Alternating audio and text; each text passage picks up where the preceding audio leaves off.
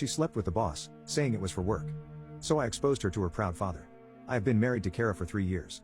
I met Kara on a dating app, and after a couple of years of an on and off relationship, we finally decided to get married.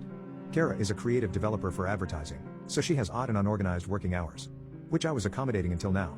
Last year, my nephew Julian graduated from a cinematography course and he requested a referral to work with Kara. Her agency was not hiring cinematographers then, so she referred him to other agencies. However, after a few months, the hiring manager of Kara's agency spotted Julian's work and offered him better pay. When Kara got to know that Julian got an offer at her agency, she advised against joining it, stating that her agency was not that great. Surprisingly, Kara had never complained about her workplace being toxic before the discussion. She had been associated with that agency for years now. Her advice raised suspicion in Julian's mind that Kara didn't want him to work for her agency. Although he didn't say anything, it was evident from his straight face that he didn't buy her logic. After Julian left, I asked Kara why she was reluctant to let Julian join her agency. She said that her agency is not good for cinematographers because the advertising director is a toxic boss. I questioned her if it was toxic, how she had been working there for so many years and she had never complained about toxicity before. The next day, I called Julian and told him what Kara had said to me. I left the conversation there and moved on. I didn't check with Julian again on this matter. A couple of months later, Kara came back home with an angry face. I asked her why, but she ignored me and went for a shower. I thought maybe she was stressed because of some work-related stuff, so I didn't think too much about it. After the shower, she went straight to bed without having dinner. I cuddled her, asking for the reason for her messy mood, and convinced her to have dinner. But she refused, saying she was tired and just wanted to sleep. The next morning she was normal. She didn't say anything and I too ignored it to not make her angry. She came home late that evening. She was fuming. She didn't wait for me to ask her the reason she unleashed her temper on me. Apparently she was angry because Julian ignored her advice and joined her agency. She went on to say that no one in my family loves her or respects her opinion. I was dumbfounded at her reaction. He was an adult and had all the rights to choose his employers. When she was done, I calmed her down. I assured her I believed in her judgment with my full self. I told her that she tried her best to stop Julian from jumping into the fire well. But if he still chose that for himself, let it be. I told her she would have the last laugh. Of course I don't want my nephew to suffer, but he could get out of it whenever he wanted. Kara remained quiet while I pacified her. I wasn't able to make it out if she was convinced, so I decided to let it pass. It has been more than 3 months since then, but Kara has been behaving weirdly. She has been giving me cold shoulders every now and then. On some days she behaves normally and on some days she is no more than a stranger to me. I tried to have confrontations with her many times, but she brushed off her behavior under the rugs of hectic work and so on.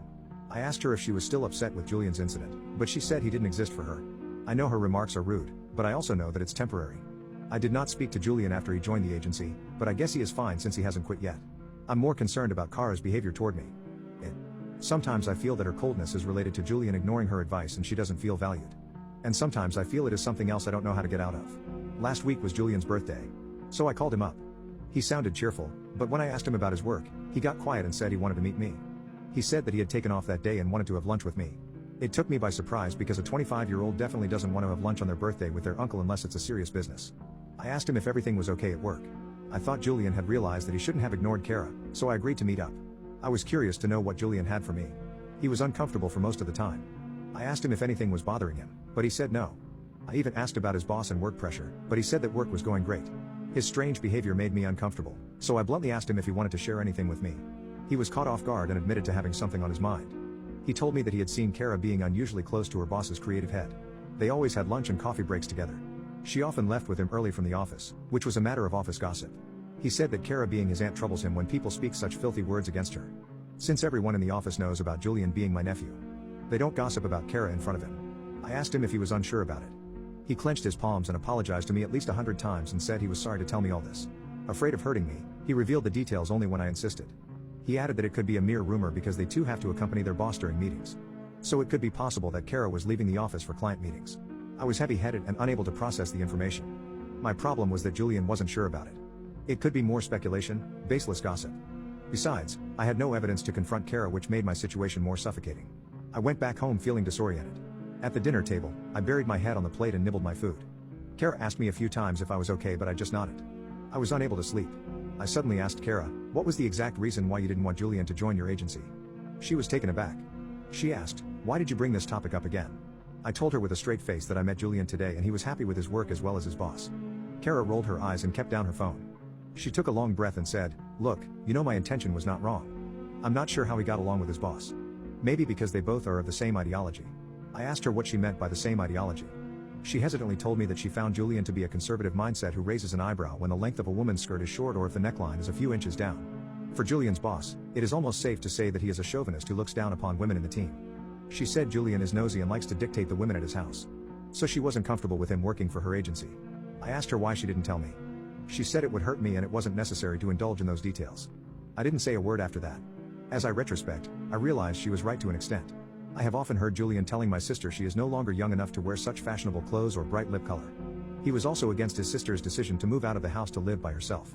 He once thrashed a boy black and blue when he found him talking to his sister cozily in the school cafeteria. So I was a little dicey to make any judgment here. Although I trusted Kara, I didn't want to end up being fooled. So, I asked Julian to fetch me some proof regarding this claim. He said he didn't want to be involved in this saga only to be labeled as a marriage breaker by the family members. I assured him that I won't accuse him even if his suspicions turned out to be false positives. And he finally agreed to give it a shot. A few days later, Kara came home from work and started throwing a tantrum. She accused me of using Julian to keep tabs on her. She said that Julian has made her life terrible at work and she would not tolerate it. She warned Julian with his job if he continued to spy on her. I felt terrible about lying to her but assured her I wasn't involved in any of it. She said that Julian had been watching her every move and following her around. At that moment, I realized Julian's mistake. Even if she was up to something, she wouldn't do anything in public. Right at that moment, I was hoping Julian's suspicions were unfounded. I calmed Kara down and promised her that I would talk to Julian and make him stop. I actually thought of meeting Julian that weekend and asking him to focus on his career instead of the agenda of exposing Kara. The next day, I got a call from Mr. Stewart, Kara's father. I was taken aback when he said I should pull Julian's strings as he was harassing Kara at her workplace. I was speechless for a moment thinking how come he knew about this situation. I hesitantly asked him if Kara had told him anything about this. He said he was near Kara's office that afternoon, so they decided to have lunch together. During lunch, Kara opened her heart to how Julian was spying on her. I assured him that I would take care of it. When Kara returned home, I told her about her father's phone call. Nevertheless, she turned defensive, stating that it was her father and she has all the right to discuss her problems with him. A little backstory about Kara's father, Mr. Stewart. He's the kind of father who is way too protective of his daughter. The kind of one who pulls out a gun if anyone stares at his daughter. He leaves no opportunity to boast about how proud he is to be a father of an independent girl. Anyway, I called up Julian that very moment and asked him for a meeting in the upcoming week. The following weekend, I went to meet Julian to ask him to stop his investigation. But he had something else in store for me. I started by thanking him for being so protective of me and as I went on to ask him to curb down. He stopped me and said he wanted to show me something. He pulled out his laptop and showed me a clip that sent shivers down my spine. It was a long video. Julian fast-forwarded it to a point that I was looking for. Kara was seen with her boss in an elevator. He was caressing her hands while taking some files. Then he was seen handling her other parts. There were not only one, but several clips where her boss's hand was all around her body in the elevator and the deserted fire exit gateways in the staircase. I didn't have the courage to watch all the clips. I told Julian to send me all the evidence. When I returned home, Kara immediately asked me if I knocked some sense into my stupid nephew. I replied yes. I have told Julian not to interfere in your business when you're getting knocked down by your boss. She was flustered. She tried to play the victim, saying that Julian was filled with hatred for her. I yelled back at her, cutting off her drama and said that I have lived proof that her boss was playing with her body. She did not back off until I showed her the clips. She was frozen for a moment before returning to her narcissistic self, threatening Julian for intruding on employees' personal space. And threatening the security department for leaking CCTV footage. I couldn't place my finger on her reasoning. She said it was forged and asked me to verify evidence before tarnishing her reputation. I told her bluntly that I had all the evidence of her going to the hotel rooms with her boss. I said I had hired a personal investigator and he had given me all of this information. I was playing a bluff because Julian had given me the details of the hotel where Kara and her boss frequently lodged for their dirty business. She bought my bluff and was lost for words. She sat down and said that I needed to hear her out before making any conclusion.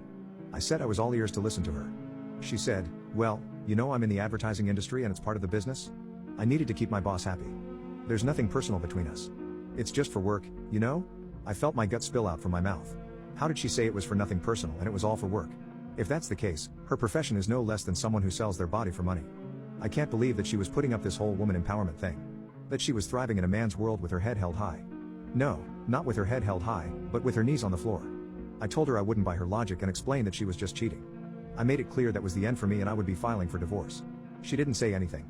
I lodged into a hotel for the night and took the next day's flight to Florida. A few hours after I got the confirmation from the lawyer that the paper had been shipped, I got a call from Kara's father. He immediately started yelling at me, accusing me and my nephew of being chauvinist and egotistic. He said I was divorcing Kara because Julian and I could not stand her successful career. I was perplexed by his allegations. After he was done accusing me, I asked him if he really knew the exact